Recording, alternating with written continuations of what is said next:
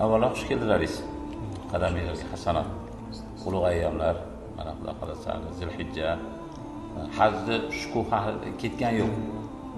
Hammamizning ruhiyatimizda shu narsa turibdi.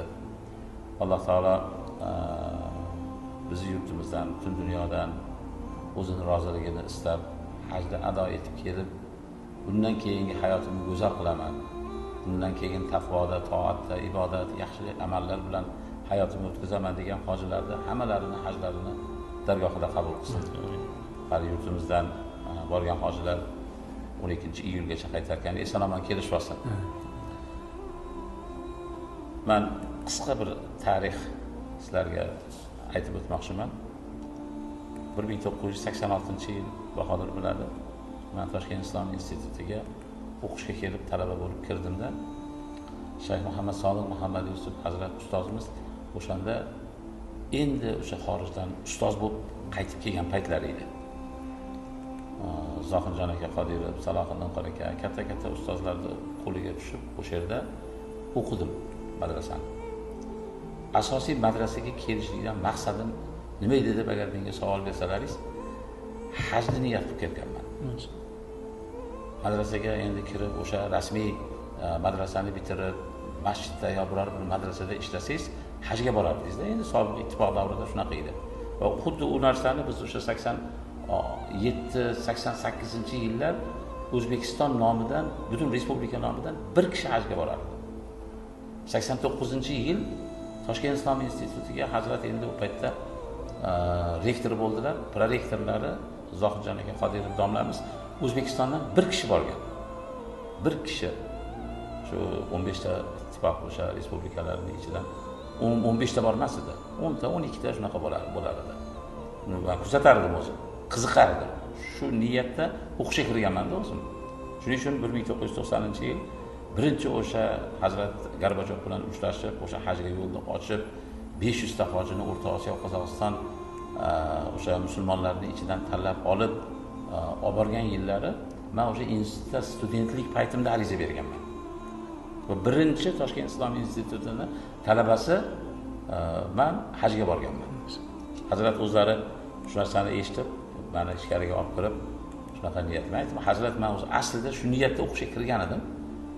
Juda ham aloqamiz, munosabatimiz ustoz shogird o'sha avvaldan ham yaxshi edi.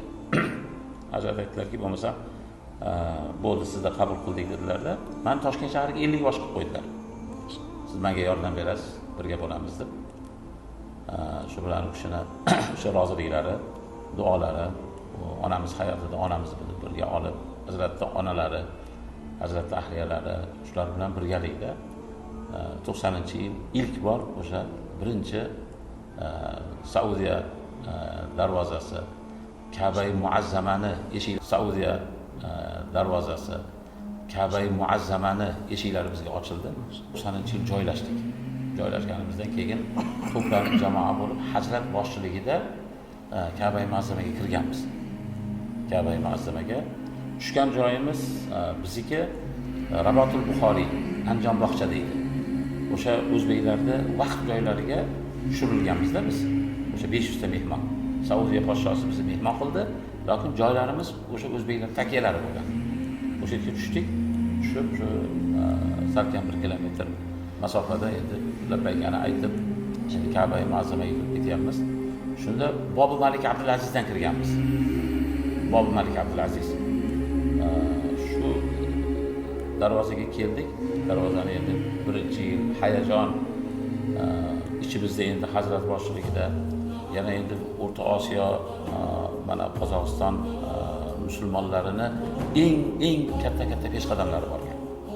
Endi masalan Namanganda Hoshimxon Qorpocha, eng ulug' yoshlari 90 dan oshgan Abdulxon aka, bir qancha yana katta olimlar, Andijonda o'sha Hoshimxon qora akalari, butun o'sha respublikani va qo'shni respublikalarda ana shunaqangi bir katta ulug'lar borganda, shunda Bob Malik Abdulazizdan Hazrat boshchilik o'sha borib kirib birinchi umrani, ya'ni tamattu niyatida borganmiz. Umrani ado etdik. Shunda nima uchun Bob Malik Abdulazizdan kirdinglar? Masalan, odatdan odobi bilasiz, Bob salom edi-ku degan shunaqa savol ham bo'lgan. Shunda aytilganki, Bobi Malik Abdulaziz o'sha katta o'sha hojilarni qabul qiladigan Ka'batulloh darvozasi qadimdan Buxoriylarda qabul qilar ekan. O'sha Bobi Malik Abdulazizdan bizni mana shu Movaroun Nahrdan borgan hojilar kirib kelishar ekan. Hojilar kirib kelishgan paytida podshoh Saudiyani qiroli odatan Xodimul Haramayn Sharifayn, masalan Malik Fulan ibn Fulan, masalan Fahd ibn Abdulaziz edi bu paytda. Ungacha bo'lgan podshohlar ham Bobi Malik Abdulazizga chiqib o'sha yerga kelayotgan hojilarga, ya'ni o'zini o'sha Xodimul Haramayn Sharifayn, ikki haram xodimi hojilarga xush kelibsizlar deb turib ostonada turar ekan. Nima uchun Bobi Malik Abdulazizga chiqadi desa, o'sha yerdagi endi yoshi ulug' o'sha paytdagi hayot Buxoriy olimlari aytishdiki, bizni shu ota-bobolarimizga, ajdodlarimizga, buyuk muhaddis Imom Buxoriyga hurmat o'laroq podshoh chiqib mana shu yerda ya'ni bu yo'ldan Buxoriylar kirib keladi. Umra hajida biz yurtimizdan borgan hojilarga albatta har bir mamlakatdan necha mingta hoji borsa borsin, ana shu mamlakatning ichidagi bitta hojini qilgan bir yaxshi harakati bilan o'sha xalqqa, o'sha davlatga baho beriladi.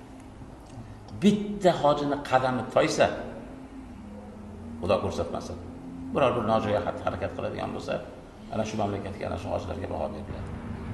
Har bir hojini ustozimiz Shayx hazratlari aytadilarki, ana shu kelgan mamlakatning elchisi o'laroq qabul qilinadi. Har birini. Albatta, boya aytib o'tilganidek, qadimda bizning ajdodlarimiz ham haj, ham ilm izlab borgan. Va uni a'lo darajada bajarishgan. A'lo darajada bajarishgan. Masalan, muhaddislarimiz ham, mufassirlarimiz ham kalom ilmi, nahv sarf, lug'at ilmi. Mashalarning bittasi Imom Az-Zamaxshariy. Imom Az-Zamaxshariy Jorulloh laqabini ana shu Ka'batullohning ichida e'tikof o'tirib oldi. E'tikof o'tirib, o'sha Qur'onni tafsir qilib, bir borib hayotlarini o'sha avvalgi nimasida qismida 15 porani tafsir qilib qaytib keladilar. Imom Az-Zamaxshariy. Yurtga kelib, yana qayta borib shu tafsirni mukammal qilib kelay deb turib, ikkinchi marta boradilar. Bir qavlda bitta oyoq yo'q bo'lgan. Bir qavlda bir oyoqlarini qurigan deyiladi. Xulosa, ya'ni cho'loq odam. Qiynalib, mana shu karvonda mashaqqat bilan borib Ka'batullohda 4 yil e'tikof o'tirib, Kashshof tafsirni oxiriga yetkazadilar. Shuni orasida endi ham u kishi nahv ilmi bo'yicha arablarda o'zingiz bilasiz, masalan, ulamolar buni yaxshi tushunishadi. Arablarda grammatikasini yaratib bergan zot. Ham o'sha kashfiyotlar deb turib, Kashshofni ham Ka'ba-i Muazzamada e'tikof o'tirib oxiriga yetkazadilar. Shunda u kishidan so'rashadi-da, tafsirni bitkazib qaytayotgan paytlarida Amiri Makka, yo'l-yo'lakay Kufada, Basrada juda ko'p masalan amirlar, masalan xonlar, beklar chiqib yo'lni to'sib qoling, mana shu yerda yashang. Hatto o'sha Makkaning amiridan ham shunaqa taklif bo'lganda, "Men nima yesam yeysiz, qanday yashasam yashaysiz. Siz o'zingizni ilmiy ishingizni bitta davom ettiring, biz sizning xizmatingizni qilaylik." Vatan muhabbati bilan u kishi Xorazmga qadim o'sha Zamaxshar qishlog'iga qaytadilar. Ya'ni ota-onam oxirgi o'sha manzil makonlari shu Zamaxsharda bo'ladigan bo'lsa, men ham omonatni o'sha yerda topshiray deb turib, shu qiynalib qaytib keladilar-da. Shunda Imom Az-Zamaxshariydan so'rashadi-da, siz shu nima qiziqtirdi shu ishni siz o'sha Zamaxsharda qilib, shu tafsirda oxiriga yetkazsangizdan bo'lardi-ku deganda, o'sha aytadilarki, men Ka'ba-i Muazzamaga kelib, ostonasidan shundoq ichkariga kirgan paytimda 3 ta narsani topaman. Birinchisi iymon halovati. Har qanday inson Ka'ba-i Muazzamaga borganda, shunaqa kirganda o'zi o'zgaradi. U yog'iga da har xil unaqa buzuq tushuncha bo'lmaydi-da. Ka'baning ichiga kirgandan keyin ibodat qiladi. Iymon halovati va ibodat lazzati.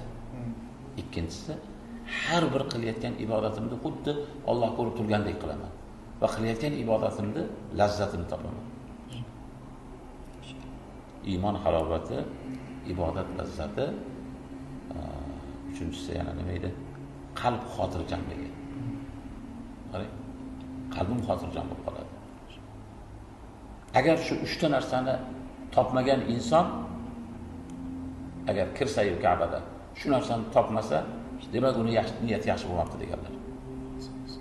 Birinchisi o'sha niyatni pok qilib, mana shu Ka'batullohga borganda birinchisi o'sha qalbni xotirjam qilsin, ibodatning lazzatini topsin